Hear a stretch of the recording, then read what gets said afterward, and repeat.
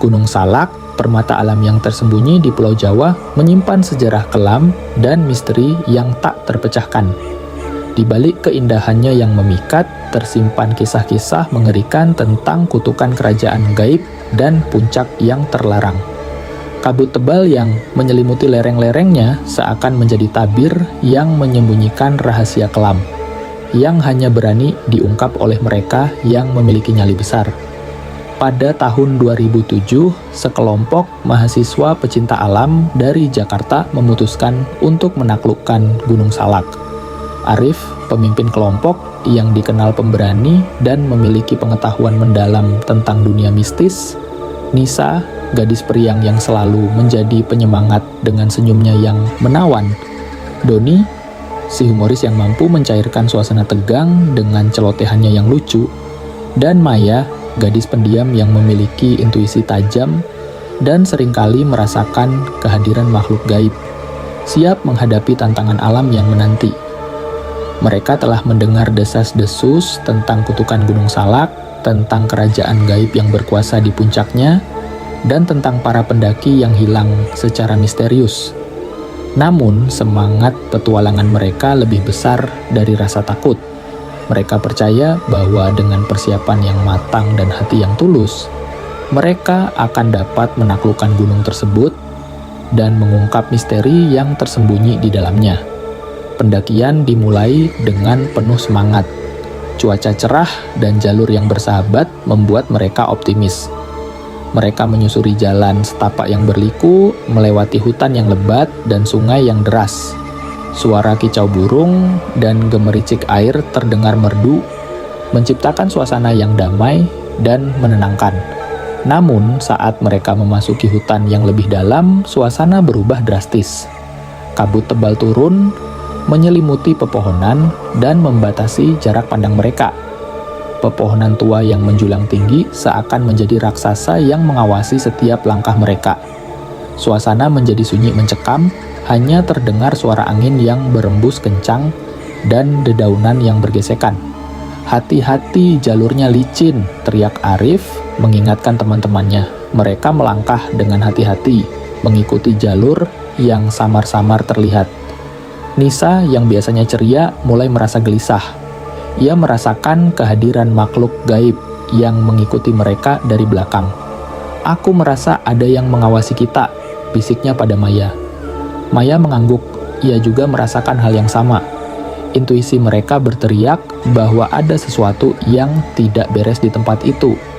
Seolah-olah ada mata tak kasat mata yang mengintai dari balik pepohonan. Malam tiba, mereka mendirikan tenda di area terbuka. Udara dingin menusuk tulang, membuat mereka meringkuk di dalam tenda. Api unggun yang mereka nyalakan memberikan sedikit kehangatan dan cahaya di tengah kegelapan malam. Bayangan api menari-nari di dinding tenda, menciptakan ilusi yang menakutkan. Saat mereka sedang makan malam, terdengar suara langkah kaki di luar tenda. Mereka terdiam, saling berpandangan dengan cemas. Suara langkah kaki itu semakin dekat, lalu berhenti tepat di depan tenda mereka. Nisa dan Maya berpegangan tangan erat, menahan napas. "Siapa di luar?" tanya Arif dengan suara bergetar. Tidak ada jawaban. Hening mencekam menyelimuti mereka. Beberapa saat kemudian, suara langkah kaki itu terdengar lagi, kali ini menjauh dari tenda mereka dan menghilang di kegelapan. Mereka masih terdiam, mencoba menenangkan diri. Keesokan harinya, mereka melanjutkan pendakian. Kabut masih tebal, membuat mereka harus berjalan dengan sangat hati-hati. Saat mereka sedang beristirahat di sebuah batu besar, Maya tiba-tiba menunjuk ke arah hutan. "Lihat," serunya. Mereka mengikuti arah telunjuk Maya. Di kejauhan terlihat sesosok bayangan hitam tinggi besar yang sedang berjalan di antara pepohonan. Bayangan itu bergerak dengan cepat lalu menghilang di balik kabut. Jantung mereka berdegup kencang. "Apa itu?" tanya Doni dengan suara gemetar. "Entahlah," jawab Arif. "Tapi kita harus segera pergi dari sini." Mereka bergegas melanjutkan perjalanan, meninggalkan tempat itu dengan perasaan tidak tenang. Semakin tinggi mereka mendaki, semakin tebal kabut yang menyelimuti mereka. jalur pendakian semakin sulit dan mereka mulai kehilangan arah. Rasa takut mulai merasuki mereka. Malam kedua di gunung, mereka memutuskan untuk berkemah di sebuah gua yang mereka temukan. Gua itu cukup luas dan kering, memberikan perlindungan dari cuaca dingin dan angin kencang. Namun, suasana di dalam gua terasa sangat mencekam. Dinding gua yang lembab dan gelap seolah-olah menyimpan rahasia kelam. Saat mereka sedang tidur, tiba-tiba terdengar suara gemuruh yang sangat keras. Mereka terbangun dengan kaget, jantung berdegup kencang. Suara gemuruh itu semakin dekat, disertai dengan suara gemeretak ranting pohon yang patah. Mereka keluar dari gua dan melihat ke arah sumber suara. Di kejauhan terlihat longsoran tanah yang sangat besar sedang meluncur deras ke arah mereka. "Lari!" teriak Arif. Mereka berlari sekuat tenaga, menghindari longsoran tanah yang semakin dekat. Beberapa dari mereka tersandung dan jatuh, tapi mereka segera bangkit dan terus berlari. Longsoran tanah itu akhirnya berhenti beberapa meter dari tempat mereka berdiri. Mereka terengah-engah, kelelahan dan ketakutan. Mereka selamat, tapi mereka tahu bahwa mereka belum keluar dari bahaya.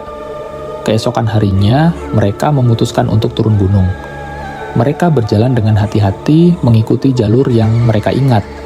Kabut sudah mulai menipis, tapi mereka masih merasa tidak tenang. Seolah-olah ada sesuatu yang mengikuti mereka dari kejauhan. Saat mereka sedang beristirahat di sebuah sungai kecil, tiba-tiba mereka mendengar suara teriakan minta tolong. Mereka mencari sumber suara dan menemukan seorang pendaki lain yang terluka parah. "Tolong! Tolong!" teriak pendaki itu. Mereka segera memberikan pertolongan pertama pada pendaki yang terluka. Pendaki itu mengatakan bahwa ia terpisah dari rombongannya dan tersesat di hutan. Ia juga melihat bayangan hitam tinggi besar yang sama seperti yang mereka lihat sebelumnya. Ia yakin bahwa itu adalah penunggu Gunung Salak yang sedang mengincar mereka. Mereka membantu pendaki yang terluka turun gunung. Setelah sampai di pos pendakian, mereka melaporkan kejadian yang mereka alami kepada petugas. Petugas mengatakan bahwa sudah banyak pendaki yang mengalami kejadian serupa di Gunung Salak.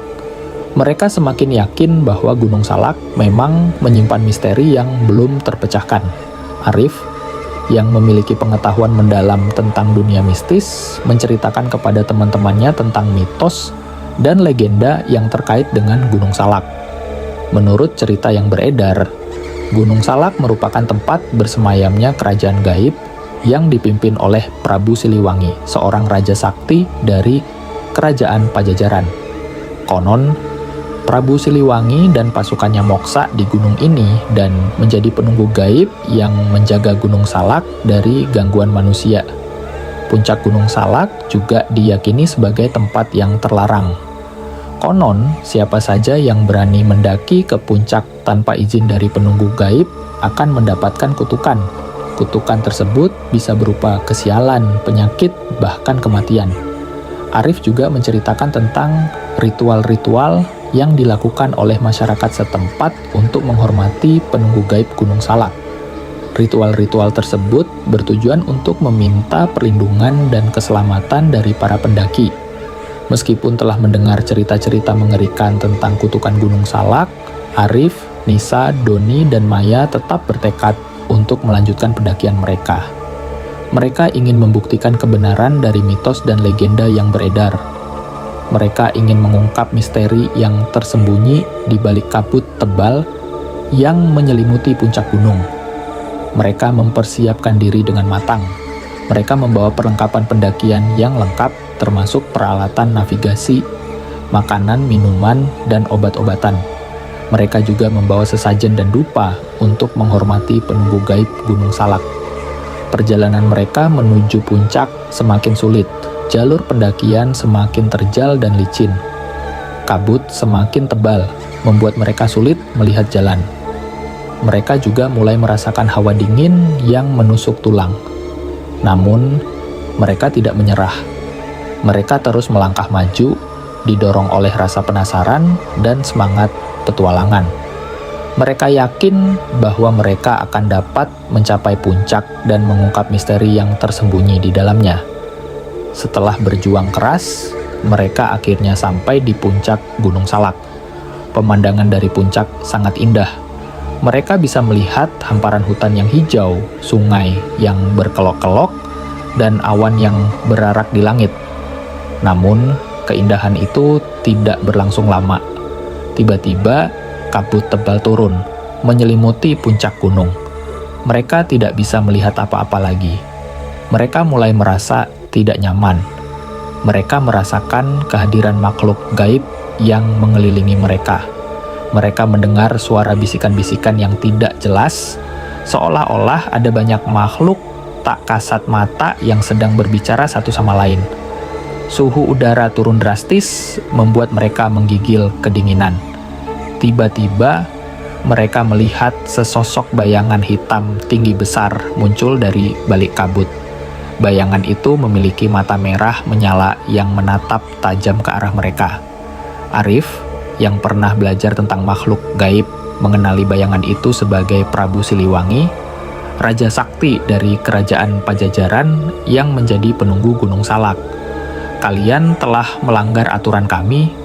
Suara Prabu Siliwangi menggelegar, membuat mereka gemetar ketakutan. "Kalian telah berani mendaki ke puncak yang terlarang tanpa izin dari kami. Kalian akan mendapatkan kutukan." Arif mencoba menjelaskan bahwa mereka datang dengan niat baik untuk menghormati penunggu gaib Gunung Salak. Namun, Prabu Siliwangi tidak mau mendengarkan. Ia dan pasukan gaibnya menyerang mereka dengan kekuatan mistis yang dahsyat. Arif, Nisa, Doni, dan Maya berusaha melawan, tapi mereka tidak bisa mengimbangi kekuatan Prabu Siliwangi dan pasukannya. Mereka terdesak dan terluka parah. Saat mereka hampir menyerah, tiba-tiba muncul sesosok bayangan putih yang melindungi mereka. Bayangan putih itu memiliki aura yang sangat kuat dan menenangkan. Ia berbicara dengan suara lembut namun tegas kepada Prabu Siliwangi. "Hentikan seranganmu, Prabu Siliwangi. Mereka datang dengan niat baik, mereka tidak bermaksud melanggar aturanmu." Prabu Siliwangi terdiam sejenak. Ia menatap tajam ke arah bayangan putih itu, lalu berkata, "Baiklah, Nyai Ratu Kidul, aku akan menghentikan seranganku. Tapi mereka harus segera meninggalkan tempat ini." Bayangan putih itu mengangguk. Ia lalu menoleh ke arah Arif, Nisa, Doni, dan Maya, lalu berkata, "Kalian boleh pergi. Tapi ingat, jangan pernah kembali ke tempat ini tanpa izin dari kami." Arif, Nisa, Doni, dan Maya segera meninggalkan puncak Gunung Salak. Mereka turun gunung dengan perasaan campur aduk. Mereka merasa lega karena selamat dari serangan Prabu Siliwangi, tapi mereka juga merasa sedih karena tidak bisa mengungkap misteri yang tersembunyi di puncak gunung.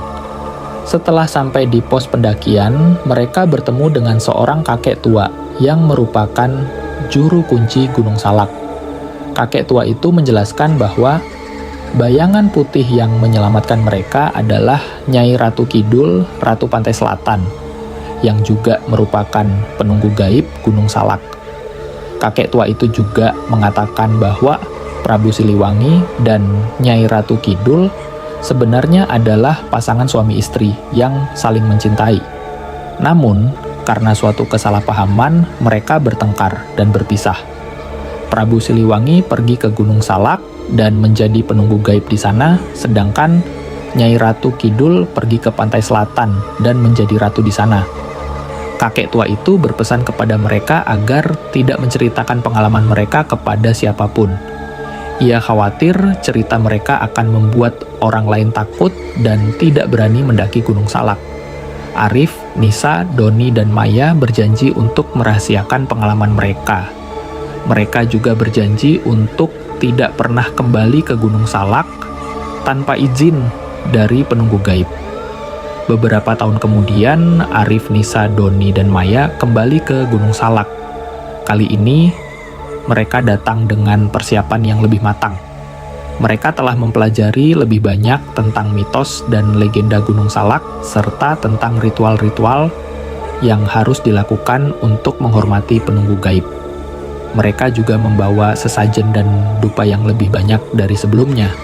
Mereka ingin menunjukkan kepada penunggu gaib Gunung Salak bahwa mereka datang dengan niat baik dan ingin meminta izin untuk mendaki ke puncak. Setelah melakukan ritual penghormatan, mereka mulai mendaki. Kali ini pendakian mereka berjalan lancar. Tidak ada kabut tebal yang menghalangi pandangan mereka, tidak ada suara-suara aneh yang mengganggu mereka, dan tidak ada makhluk gaib yang menyerang mereka. Mereka sampai di puncak Gunung Salak tanpa hambatan berarti. Pemandangan dari puncak sangat indah. Mereka bisa melihat hamparan hutan yang hijau, sungai yang berkelok-kelok, dan awan yang berarak di langit. Mereka merasa sangat bersyukur karena telah mendapatkan izin dari penunggu gaib Gunung Salak untuk mendaki ke puncak. Mereka juga merasa bangga karena telah berhasil mengungkap misteri yang tersembunyi di balik kabut tebal yang menyelimuti puncak gunung. Saat mereka sedang menikmati pemandangan dari puncak, tiba-tiba mereka menemukan sebuah gua yang tersembunyi di balik semak belukar. Mereka masuk ke dalam gua dan menemukan sebuah ruangan yang luas. Di dalam ruangan itu terdapat banyak artefak kuno, seperti patung, prasasti, dan perhiasan. Mereka menyadari bahwa mereka telah menemukan sebuah situs sejarah yang sangat penting. Mereka memutuskan untuk melaporkan penemuan mereka kepada pemerintah. Pemerintah segera mengirimkan tim arkeolog ke Gunung Salak untuk meneliti situs tersebut. Setelah melakukan penelitian selama beberapa bulan, tim arkeolog menyimpulkan bahwa situs tersebut merupakan peninggalan Kerajaan Pajajaran. Penemuan situs tersebut menjadi berita besar. Gunung Salak semakin terkenal sebagai tempat wisata sejarah. Banyak orang datang ke Gunung Salak untuk melihat situs tersebut dan mempelajari sejarah Kerajaan Pajajaran. Penemuan situs sejarah di Gunung Salak juga mengakhiri kutukan yang selama ini menghantui gunung tersebut. Prabu Siliwangi dan Nyai Ratu Kidul akhirnya berdamai dan bersatu kembali. Mereka tidak lagi mengganggu para pendaki yang datang ke Gunung Salak dengan niat baik. Gunung Salak kini menjadi tempat yang aman dan damai. Para pendaki bisa mendaki ke puncak tanpa rasa takut. Mereka bisa menikmati keindahan alam Gunung Salak dan mempelajari sejarah Kerajaan Pajajaran.